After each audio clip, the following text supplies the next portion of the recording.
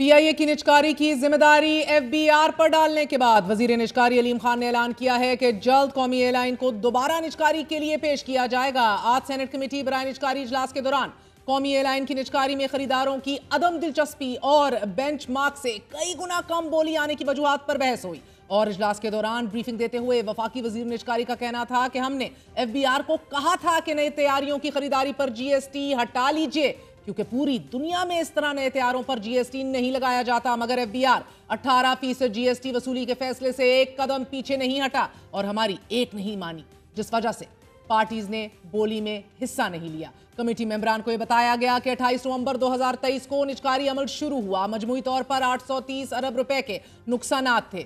623 ارب روپے کے بقایا جات ہولڈنگ کمپنی کو منتقل کیے گئے، باقی 200 ارب کو پی آئی اے کے ساتھ رہنے دیا گیا۔ اجلاس کے دوران سیکرٹری نجکاری کمیشن نے یہ بھی بتایا کہ سرمایہ کاروں نے 26 ارب روپے کا ٹیکس معاف کرنے اور 10 ارب روپے فائنانسنگ کی ادائیگی اپنے ذمہ لینے کا کہا تھا، جو مسائل کا باعث بنا۔ دوران اجلاس چیئرمین کمیٹی طلال چودھری نے وزیر نجکاری علیم خان کو مخاطب کرتے ہوئے کہا کہ آپ ایک تگڑے وزیر ہیں، نجکاری ہوتی تو آپ کو کریڈٹ دیا جاتا، جس کے جواب میں علیم خان نے کہا ہو جاتی تو کریڈٹ ملتا، اب نجکاری نہیں ہوئی تو اس کا وزن بھی مجھ پر ڈال دیا گیا ہے۔ البتہ ہم نے سبق سیکھا ہے، لیکن یہ سبق بہت مہنگا پڑا ہے، اب ایک بار پھر بولیاں مانگیں گے اور اس پر کام چل رہا ہے۔ ہمیں اداروں کو پرکشش بنا کر ان کی نجکاری کرنی پڑے گی، اور شاید یہی وجہ ہے کہ حکومت نے منافع میں چلنے والے ڈسکوز کی نجکاری کا فیصلہ کرتے ہوئے دسمبر 2025 تک آئی ایس کو، گیپ کو اور پیسکو کے نجکاری پروسیس کو تیز کر دیا ہے۔ ناظرین، صحافی مشتاق گمن نے نجکاری کمیشن ذرائع کا حوالہ دیتے ہوئے یہ خبر دی ہے کہ حکومت نے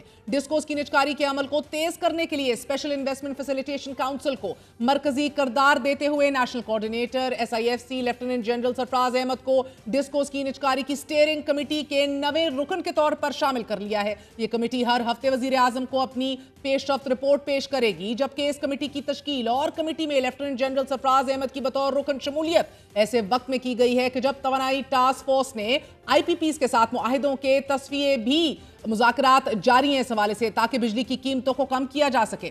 جہاں حکومت کو خسارے میں چلنے والے ریاستی ملکیتی اداروں کی نجکاری کرنا ہے، وہیں ملکی معیشت میں حکومتی مداخلت کو ختم کرنے کے علاوہ اصلاحات بھی کرنے ہیں۔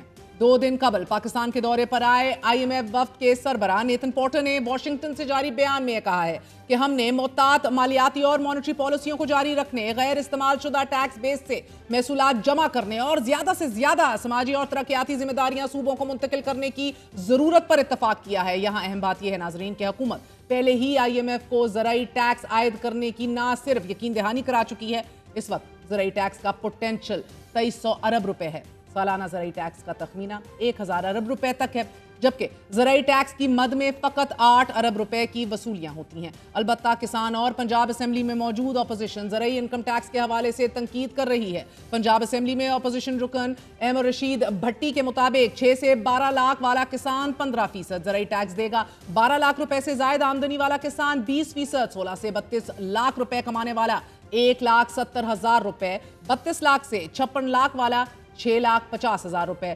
56 لاکھ روپے سے زائد کمانے والا کسان 16,10,000 روپے، جبکہ سالانہ 1 کروڑ روپے کمانے والا کسان 37 لاکھ روپے ٹیکس دے گا۔ جبکہ گنے کے کسانوں کا یہ کہنا ہے کہ پہلے ہی مل مالکان کسانوں کا استحصال کرتے ہیں، ایکسپلوٹیشن کرتے ہیں، اتنے زیادہ ٹیکسز سے ہم زمین بوس ہو جائیں گے۔ آئی ایم ایف نے پاکستان پر زور دیا کہ معیشت میں ریاستی مداخلت کو کم کرنے اور کمپٹیشن کو بڑھانے کے لیے اقدامات کیے جائیں۔ سادہ الفاظ میں آئی ایم ایف نے پاکستان سے کہا ہے کہ ریاست کو کاروبار سے نکالنا ہوگا، مداخلت کا خاتمہ کرنا ہوگا۔ جہاں آئی ایم ایف ریاست پاکستان پر مختلف قسم کی پابندیاں اور قدغنے لگا رہا ہے، وہیں موجودہ حکومت عوام کے معلومات تک رسائی کے تقریباً ہر ذریعے پر بندش لگا رہی ہے۔ سوشل میڈیا پر تنقیدی آوازوں کو بند کرنے کے بعد اب نئی کوشش اسلامی نظریاتی کونسل کے ذریعے کی گئی ہے۔ آئین پاکستان اسلامی نظریاتی کونسل کو یہ اختیار دیتا ہے کہ وہ پارلیمان کو مشورہ دے کہ کوئی ایسی قانون سازی نہ کی جائے کہ جو قرآن و سنت کے خلاف ہو۔ کونسل کی طرف سے چند دن قبل ہی وی پی این کے استعمال کو غیر شرعی اور حرام قرار دیا گیا، جس کے بعد پی ٹی اے نے غیر رجسٹرڈ وی پی اینز بند کرنے کا کہہ دیا اور کئی وی پی اینز کو بند کر بھی دیا گیا، کہ جس کے بعد تنقید شروع ہو گئی۔ आम अफराद के अलावा तहरीक इंसाफ चेयरमैन बैरिस्टर गौहर खान ने भी कहा है कि हुकूमती रोजमर्रा के कामों में इस्लामी नजरियाती काउंसिल राय नहीं दे सकती। इस्लामी नजरियाती काउंसिल को किसी इंतजामी अमूर पर राय देने का इख्तियार नहीं है। वजीर आजम के मुशीर बराए सियासी अमूर राना सनाउल्लाह ने भी कहा है कि मेरी जाती राय में VPN का मामला इस्लामी नजरियाती काउंसिल का बनता ही नहीं। चेयरमैन इस्लामी नजरियाती काउंसिल ने ख्वामखा इस मामले में अपनी राय दे दी है। VPN का शरीयत से कोई लेना देना नहीं है। इस्लामी नजरियाती काउंसिल ने इसे ख्वामखा शरई और गैर शरई के चक्कर में डाल दिया है। VPN का इस्तेमाल गैर शरई नहीं है, इस पर कोई गुनाह या सजा नहीं होगी। आप बेधड़क VPN का इस्तेमाल कीजिए। जबकि नामवर मुबल्लिग मौलाना तारिक जमील ने कहा है कि यह फतवा बिल्कुल गलत है। अगर VPN का इस्तेमाल हराम है तो फिर मोबाइल फोन्स का इस्तेमाल भी हराम है। रद्द अमल और तनकीद के बाद चेयरमैन इस्लामी नजरियाती काउंसिल अल्लामा रागिब नईमी ने एक बार फिर अपना रद्द अमल दिया है कि VPNs का इस्तेमाल अक्सर गैर इखलाकी अमूर में हो रहा है। रोज 15 मिलियन बार गैर मौज़्ज़ब साइट्स पर हिट्स हो रही हैं और अगर VPN को रजिस्टर कर देते हैं और मुस्बत तनकीद करते हैं तो इसके इस्तेमाल में कोई कबाहत नहीं। नाज़रीन, पाकिस्तान में अजीब ही काम होते हैं।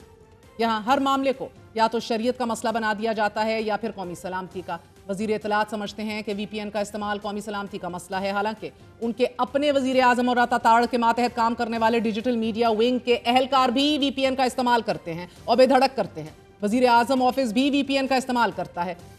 सवाल तो ये है कि VPN का इस्तेमाल शनाख्त छुपाने या फिर अपना डिजिटल फुटप्रिंट ख़त्म करने के लिए इस्तेमाल किया तो जाता है, लेकिन गुज़िश्ता एक साल के दौरान VPN के इस्तेमाल में 6000% इजाफा हुआ है।